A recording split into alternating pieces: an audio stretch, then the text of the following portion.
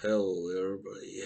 Yeah, so finally, this next upcoming weekend, I found a few fights worth talking about. It's been really a pain in the ass.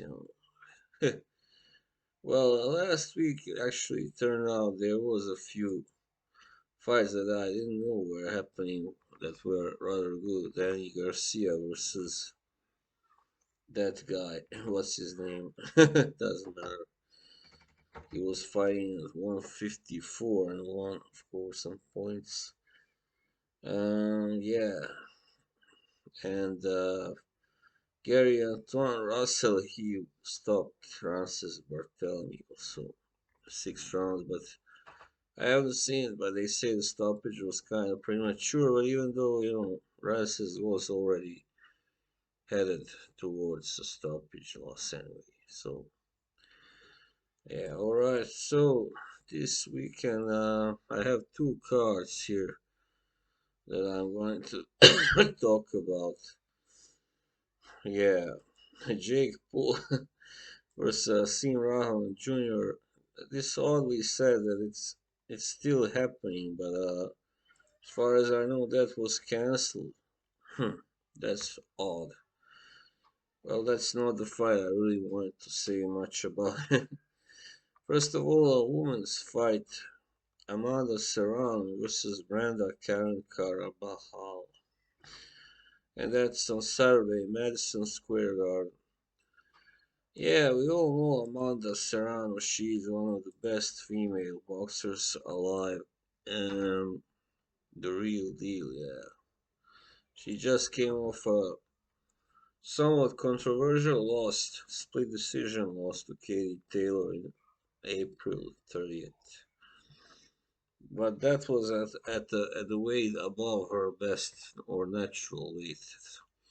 She's a featherweight, so now she's back to defending the IBO, WBC, and WBO titles. mm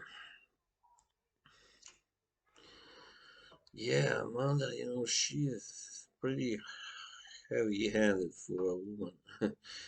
She has 30 knockouts, actually, of 42 so far. And the woman that she's facing is Argentinian, yeah, Brenda Karen Carabajal. She's 18, 5 and 1 with 9 knockouts. La Pumita, which means a little cougar. All right, that's cute. She has, well, all her losses are on points, yeah. So this is kind of odd that she was chosen as the opponent of Amanda Serrano now, but I don't know. Anyway, what is for sure is that we expect Serrano to win. She is the big favorite, big favorite here. But whether she will be able to stop Carvajal or not, I don't know. I'm not really an expert on this or any other, actually, almost any other woman. Well, I know I've seen women like uh, Chantel Cameron fight and Katie Taylor, and yeah, but yeah. Anyway, I think Serrano probably will win with points. Yeah, most likely. Because this woman is, he look, Brenda Karen, she looks quite tough, yeah. And I believe she's a little, well, no, she's not tall, really. Anyway, she may be a little younger, is she? Yeah, just 2 years. Alright, so that was the fight.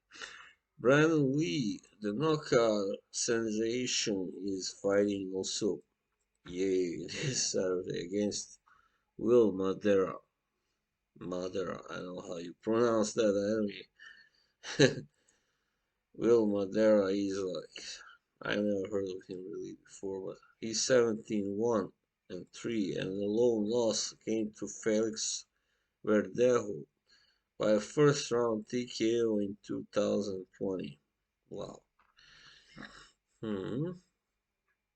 All right. He's got like a few wins against some guys that are I've heard of anyway. Thomas Matisse and Dolis Prescott. He stopped the last guy in one round actually. So Madera has some punching power. Obviously, he's 5'7", and Lee is taller, I believe. Just a second. He's 5'10". Yeah, that's right. He's a very big light welterweight, and he is very heavy-handed, really great. Well, a very good puncher. So in his last fight, he went the distance for the first time in really long. Yeah, for the first time since 2018. Wow, actually, that was against Zachary Ochoa, but he won clearly. Yeah, so I guess this will be a good test for him. He still is pretty untested. But I think he will probably pass this test pretty well. He's very young, only 23. And this guy, Madera, is 31, so there's a big advantage in age, if you can call it an advantage, experience. Well, anyway, actually, Lee has more fights than Madera. Three more. Hmm. Or no, sorry, four more.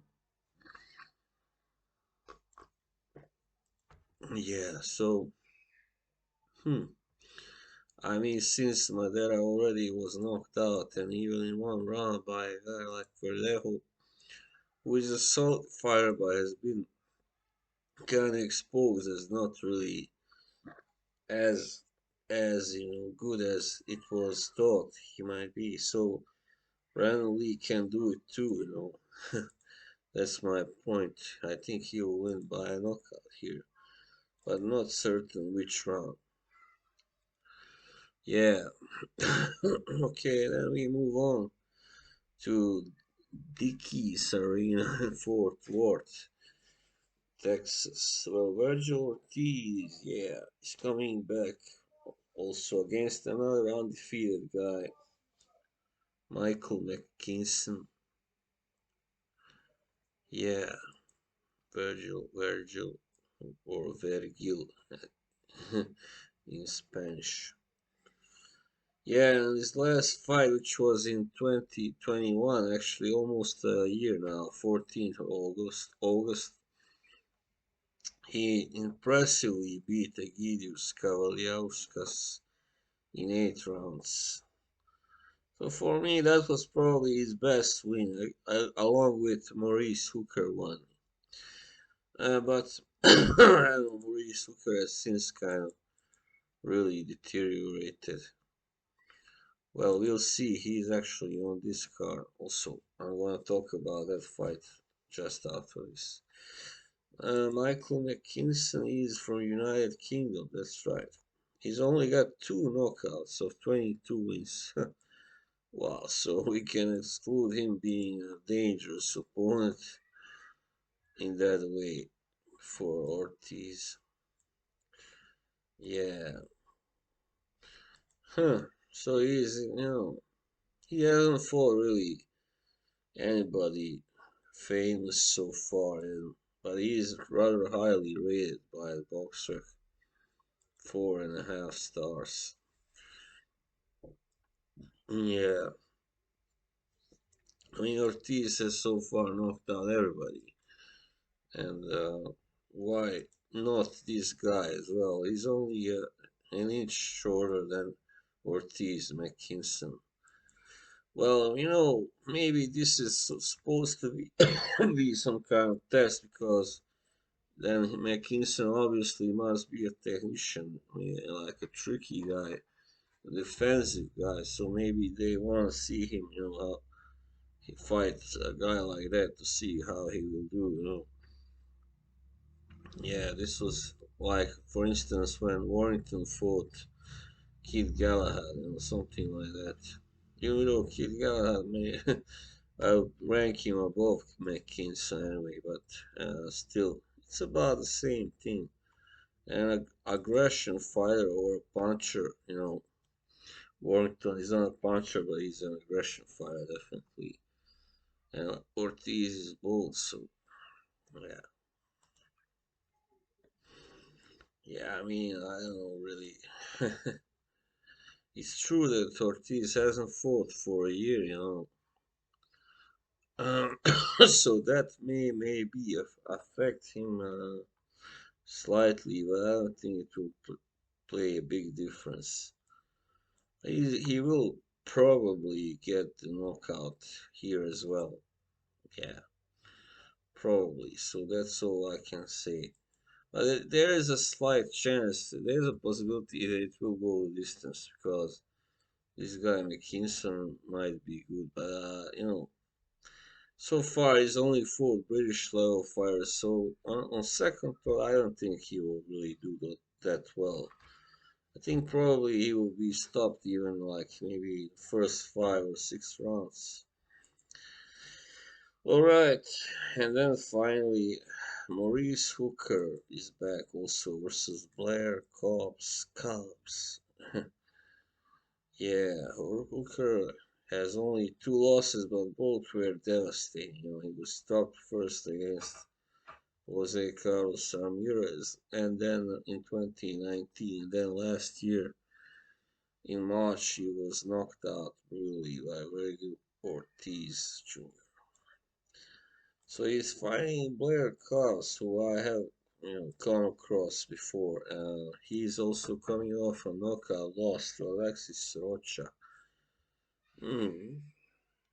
But before that, he seemed pretty promising. This guy Cobbs.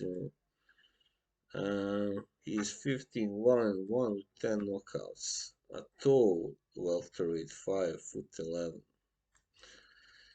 And yeah, Maurice Hooker is also 5'11", actually. A very big reach of 80 inches, while Cobbs doesn't have a very big, he's 73 inch old. So there's a big advantage for Hooker. Yeah, yeah. So, of course, you gotta favor Hooker because he simply been there against better opponents. He's beaten a few top fighters also, and even though he was knocked out, in his last fight, he's still, very solid fighter. Um, well, doesn't say how old he is, but I would kind of assume he's around, early 30s, 30, 31, 32, something like that. Let's see if I can find out. Yeah, he's actually gonna be 33 soon, in 6 days. Hmm, nice. So he is fighting a day before his, or the night before his birthday. What can go wrong there? So yeah, I mean, like I said, Blair Cobbs may be a decent fighter, who has a few decent names among his conquests so far. But he was, like really found out against Alexis Rocha, so uh, who might be one of the new, big hopes. So I favor Hooker to win, but I think it will probably end, on points because both guys are recovering from bad knockout losses, so I doubt they will want to go all out and score a knockout any of them. So yeah, they're gonna kind of want to play it a bit safe, and then in the next fight, Hooker, if he wins this one, he will want to impress probably. So that would be all for this time. Yeah, until next time, bye bye.